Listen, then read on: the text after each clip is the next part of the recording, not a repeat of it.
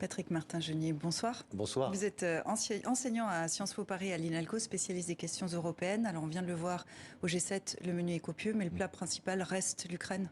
Ah, tout à fait, c'est bien l'Ukraine dont il est question. À titre principal, l'objectif est d'afficher une réelle solidarité et montrer, comme l'a dit Joe Biden, qu'il n'y a pas de division, d'une part entre des pays de l'OTAN et de l'Union européenne, mais au sein même de l'Union européenne, alors que certains dirigeants ont été naturellement critiqués. On va y revenir dans un instant. Peut-être une question avant ça. On entendait tout à l'heure Vladimir Poutine promettre à la Biélorussie des missiles capables de transporter des charges nucléaires. On a vu cette attaque au petit matin sur Kiev.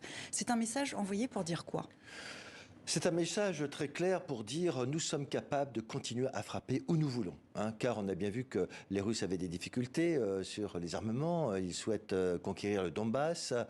C'est assez laborieux, ils l'ont toujours pas. Mais enfin, le rouleau compresseur russe avance, mais de façon pragmatique. Ils savent que pour l'instant, ils ne peuvent pas aller plus loin en termes d'occupation territoriale. L'objectif, c'est bien de montrer qu'alors que le G7 se réunit et l'OTAN demain, eh bien les Russes continuent à pouvoir terroriser la population. Et le fait qu'il y ait un bombardement le premier depuis le mois de juin sur Kiev, puis à Cherkazy qui est au sud-est de Kiev aujourd'hui, 2 bombardements tout à fait symboliques pour bien montrer que la Russie et Vladimir Poutine ne reculons pas par rapport à leurs objectifs. Alors je le disais tout à l'heure, le G7 joue un rôle central dans ces sanctions contre Moscou, dans l'aide apportée à l'Ukraine.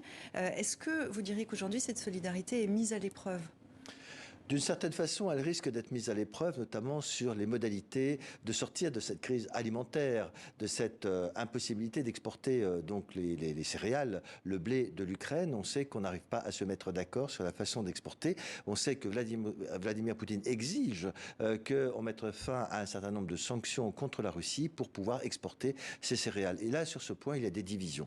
D'autres divisions également sur l'embargo concernant le gaz. On sait très bien aujourd'hui que l'Allemagne a toujours été un peu réticente pour accélérer cet embargo. On parlait de fin 2024. On vient de voir que Vladimir Poutine avait réduit sa livraison de gaz à l'Allemagne.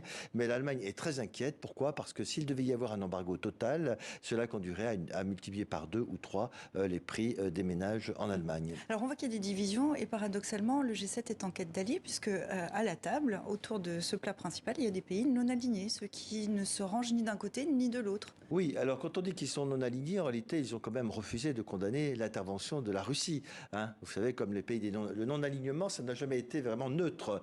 C'était plutôt pro-soviétique à l'époque. C'est-à-dire qu'on ne voulait pas s'aligner. C'est pas la meilleure formule de ma part, je l'avoue. Non, mais c'est vrai qu'en réalité, on voit bien que ces pays du BRICS, puisque vous parlez de ces pays, c'est-à-dire la Chine, la Russie, le Brésil, l'Afrique du Sud et l'Inde, sont des pays qui ont toujours refusé de condamner en réalité l'intervention russe donc en Ukraine. Mais en même temps, ce sont des pays qui veulent continuer à entretenir le dialogue. D'où le fait que certains soient invités aujourd'hui à la table du G7, notamment l'Inde, le Sénégal. On sait que le Sénégal, son président, est aussi président de l'Union africaine. Donc ce sont des chefs d'État aussi qui veulent continuer à entretenir des relations avec l'Occident.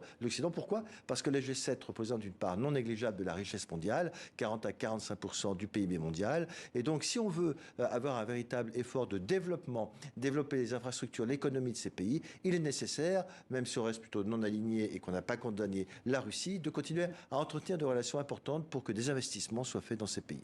Alors, dans ce contexte-là, est-ce que ce G7 confirme l'influence qu'il a dans le monde ou est-ce qu'au contraire, il montre qu'elle est en reflux plutôt ?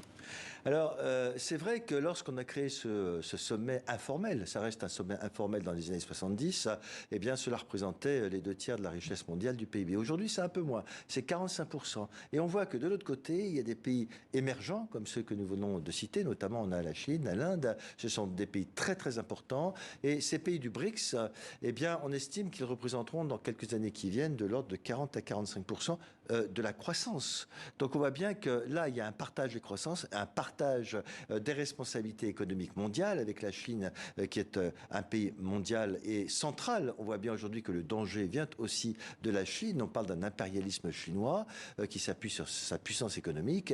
Et donc on peut dire effectivement que si les G7 restent puissants, eh bien ils ne peuvent plus à eux seuls en réalité diriger le monde entier. Le multilatéralisme passera fatalement par d'autres pays dont la Chine, l'Afrique du Sud et le Brésil. Patrick Martin-Genier, merci beaucoup d'être venu nous voir dans 64 minutes. Merci pour ce décryptage.